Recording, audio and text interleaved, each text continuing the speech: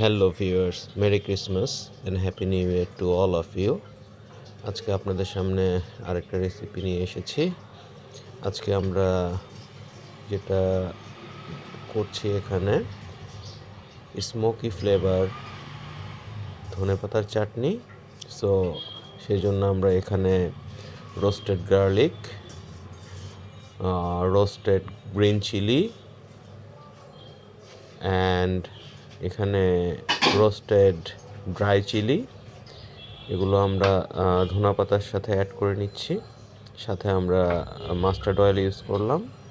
এখানে আমরা লবণ ব্যবহার করলাম পরিমাণ মতো, লবণটা একটু বেশি ব্যবহার করতে হবে।